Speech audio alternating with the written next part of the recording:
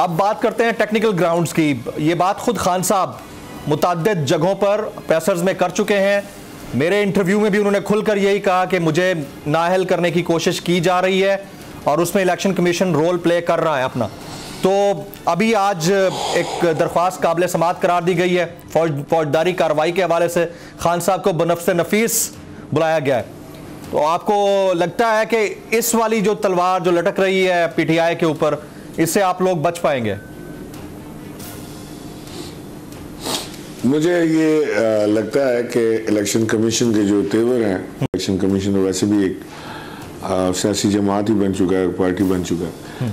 मुझे लगता है कि उनका दिल है कि इमरान खान को डिस्क्वालीफाई कर दें। दिल तो उनका बहुत सारा है कि दिल तो ये भी है कि इमरान खान को अंदर डाल दें। दिल तो इनका ये भी था अपोजिशन का कि इमरान खान को जहाँ से रुखसत करें, लेकिन मारने वाले से बचाने वाला बेहतर है। बहरहाल इमरान खान को अल्लाह ने ज़िंदगी देनी थी, उसने दी। अल्लाह उनको और 100 बरस की ज़िंदगी दी। आमीन आमीन।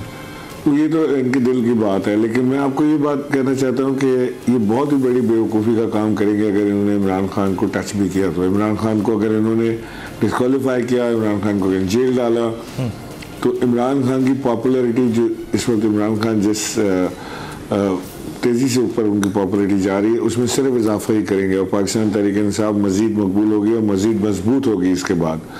तो अगर ये करना चाहते हैं एडवेंचर तो ज़रूर ट्राई करें। इंशाल्लाह हम देखेंगे कि कैसे खान साहब को लोगों ने दिल से कैसे निकालेंगे। मुझे ये बता दें कि वो क्या ऐसा गुण है इनके पास कि वो खान साहब को लोगों के दिल से निकाल देंगे। Very right. अच्छा, अब खान साहब माशाल्लाह बड़ी तेज़ी से रिकवर कर रहे हैं, लेकिन अगेन जिस तरह बनफ्से नफीस बुलाया गया है, तो खान साहब पेश होंगे फौजदारी कार्रवाई के समाअत में या अगेन कोई रास्ता निकाला जाएगा? देखिए, तो मेरा ख्याल है कि उनके अपने डॉक्टर से मुशावरत के बाद कोई फैसला वो कर पाएंगे कि वो खुद पेश होंगे या अपने वकील के ज़रिए इसे रिप्रेजेंट करेंगे, क्योंकि खान साहब की अभी भी टांग जो है वो 100% फिट नहीं है। उनको डॉक्टर ने अभी भी बहुत ही रिस्ट्रिक्टेड मूवमेंट के लिए उनको कहा हुआ है और वो बड़ी मुश्किल से अपने एक कमरे से दूसरे कमरे तक का सफ़र वो करते हैं। तो अभी तक वो बगैर क्लचेस के वॉक भी नहीं कर पा रहे। तो मुझे नहीं इल्म कि वो डॉक्टर्स क्या उनको इजाज़त देते हैं, किस तरह वो जाएंगे। गाड़ी में बैठना भी उनका मुश्किल है।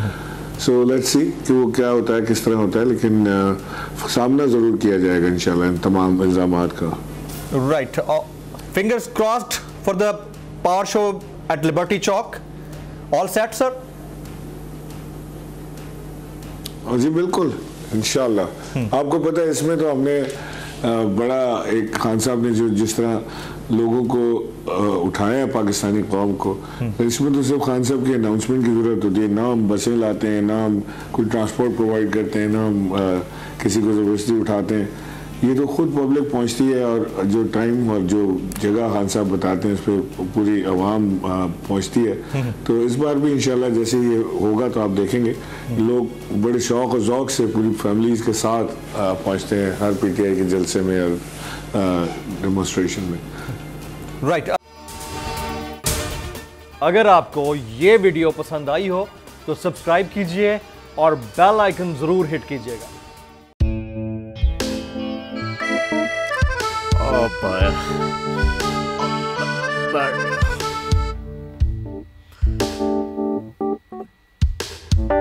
इंतशार से निकलने का वाहिद हल इंतखाबात हैं। हकीकी आज़ादी मार्च आज रवा। हाँ, ईद के मुताबिक अगर आप उसको ये रिपोर्ट दे दें तो मैं आपको 3-4 सीटें दे दूंगा। मौलाना खान साहब, वो जो रिपोर्ट हमें दे दे और वो जो नीली पीली चैनल है वो लगाए। जाओ शबाज। हम ऐसा टीवी देखते ही नहीं जिसका रिमोट हमारे हाथ में ना हो। और यहाँ पे कोई 2 नंबरी नहीं चलेगी। और हम कोई गुलाम है जो आप रिमोट मांगे हम दे दें? Absolutely not. यहाँ पे सिर्फ पाकिस्तान का नंबर 1 चैनल चलेगा, बोल, जो हकीकी सहाफत की जंग लड़ रहा है पाकिस्तान के लिए, कोई और नहीं, सिर्फ बोल खड़ा है। आप सब भी बोल देखें।